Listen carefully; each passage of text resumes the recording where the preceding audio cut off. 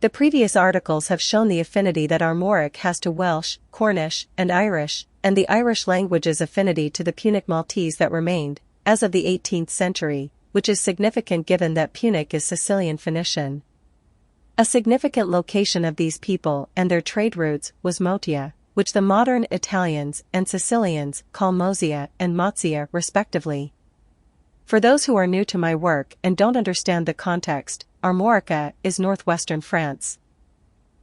According to Wiki, Motia is the Latinization of the island's Greek name, variously written Motia, mu tau alpha, or Modi, mu tau eta. The Carthaginian settlement was written in their Alsheri as HMW, Punic, or MW, Punic, possibly Modi.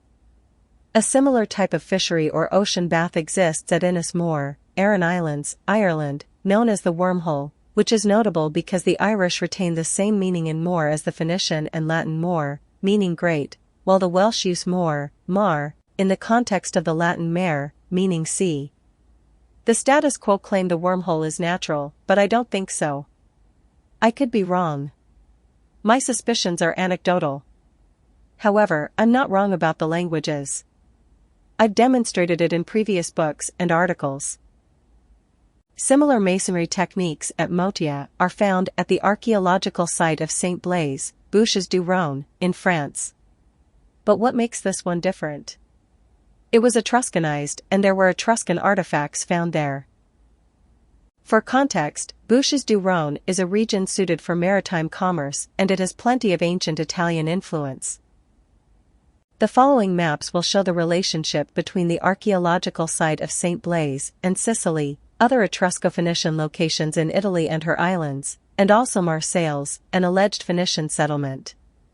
Massalia is Marseilles, which has Mars as in the name, from the Phoenician mor, meaning great, prince, or lord. No one seems to know the etymology of this location, but it might be found in Celtic because, according to Diodorus Siculus wrote, Lib v cap.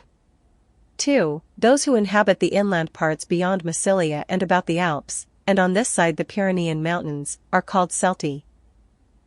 I will give my 2 cents on this matter in an upcoming book, but Substack is better for illustrating the locations.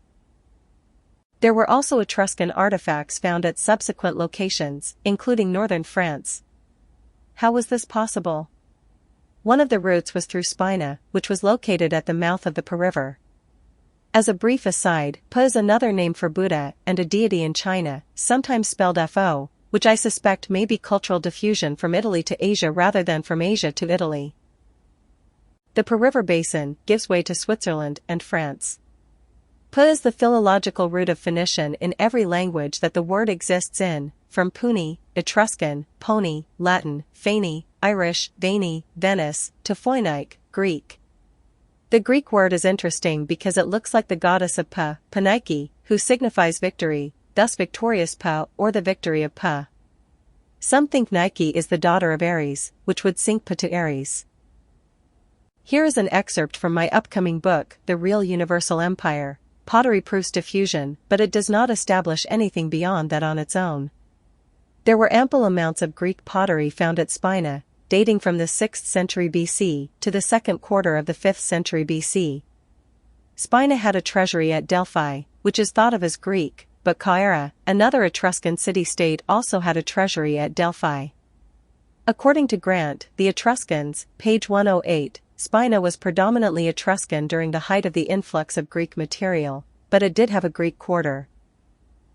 The rest of the excerpt and its implications regarding Phoenicians, Etruscans, Venetians, and the French will be on the other side. Become a member to access the rest of this article.